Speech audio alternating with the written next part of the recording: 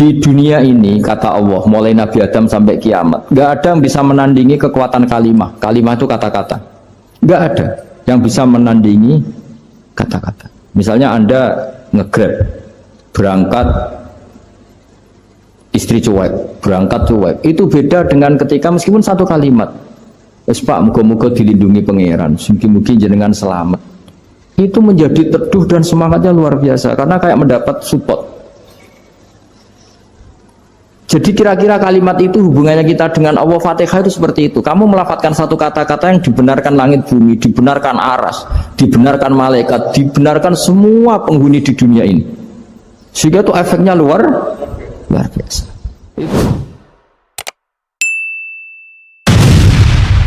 Assalamualaikum warahmatullahi wabarakatuh.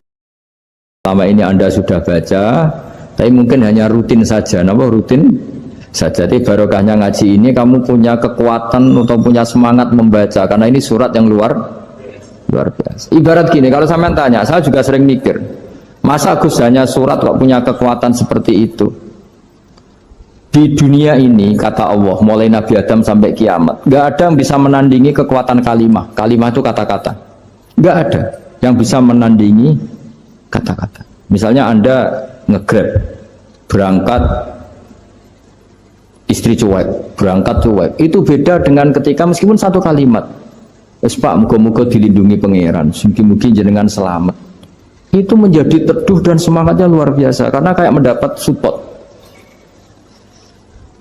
Jadi kira-kira kalimat itu hubungannya kita dengan Allah. Fatihah itu seperti itu. Kamu melafadzkan satu kata-kata yang dibenarkan langit bumi, dibenarkan aras, dibenarkan malaikat, dibenarkan semua penghuni di dunia ini. Sehingga itu efeknya luar biasa. Itu seperti gini ya, kamu cerai sama istri, terus nikah lagi katut babon. 10 tahun anak kamu dididik, ibunya benci kamu, dan memang Anda layak dibenci. Duwidek. Dan sampai nggak pernah manggil kamu Pak. Suatu saat kamu tentu rindu kan, ingin dipanggil bapak oleh anak kamu. Suatu saat anak ini manggil kamu Pak E. Itu senengnya bukan main, hanya sebuah kata-kata. Makanya kadang-kadang orang itu tanya sama kiai, ijazah lafadz ini gunanya apa sih? Itu ijazah-ijazah itu untaian kata-kata, yang kata-kata ini dibenarkan langit dan bumi dan aras dan para malaikat, sehingga efeknya itu luar. Nah ibarat seperti itulah, kamu melafadzkan Fatihah itu melafadzkan kata-kata yang dibenarkan Allah dan Rasul dan semua malaikat, semua penghuni langit. Maka ini efeknya pasti luar. Nah di sini lah orang-orang dulu itu tahu keramatnya itu, sehingga ketika melawan Belanda, melawan Jepang dulu itu kalimat-kalimat itu menjadi mantra yang luar biasa. Doa yang luar biasa.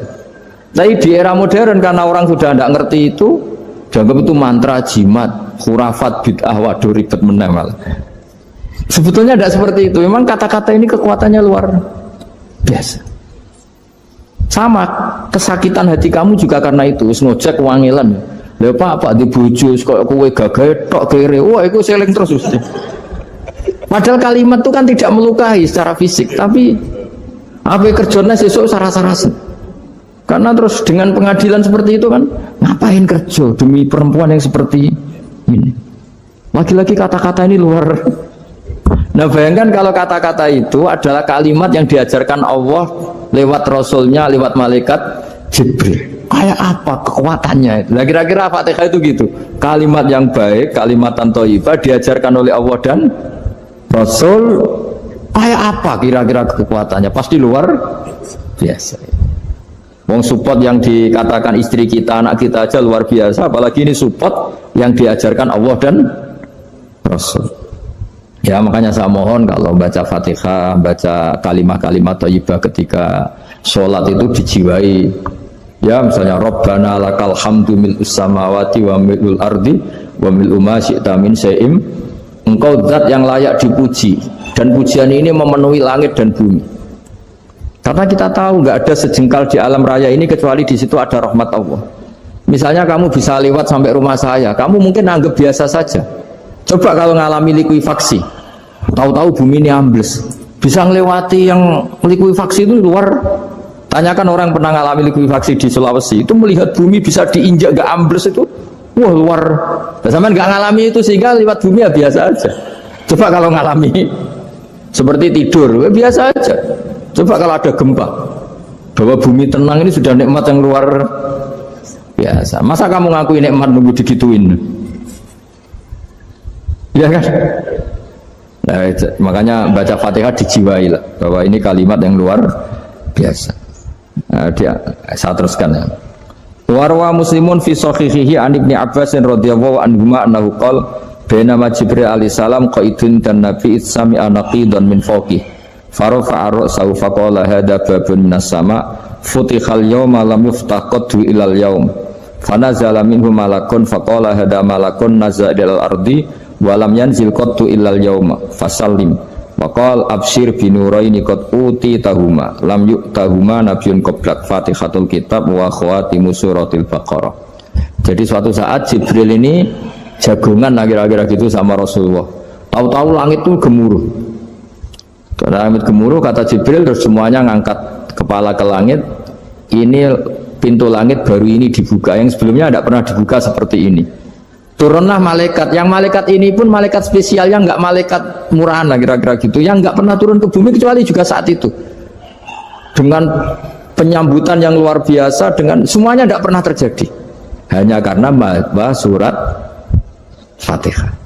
Jadi ini surat yang luar biasa, pengawalannya lewat malaikat yang spesial, nggak pernah turun di bumi kecuali saat itu. Penyambutannya juga nggak pernah seperti itu, baru seperti itu. Jadi semuanya itu spesial.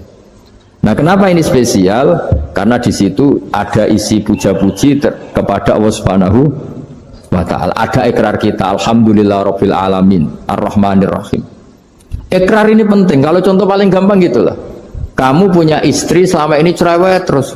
Suatu saat ngomong, Pak, tak angen-angen ra ono wong lanang koyo sampeyan. Itu langsung tidak ada lelaki sebaik engkau. Itu sampai senengnya, masya Allah, karena ada ikrar dari seorang istri ke kamu.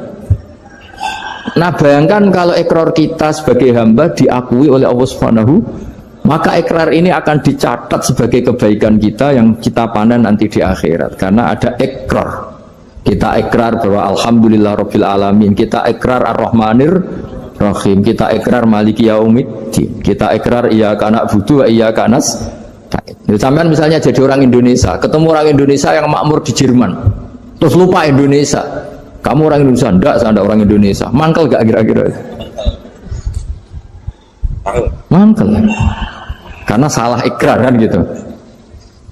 Ya, jadi saya mohon jangan anggap kalimat itu hal yang biasa, tapi luar biasa. Nggih, ngoten mawon. Assalamualaikum warahmatullahi wabarakatuh.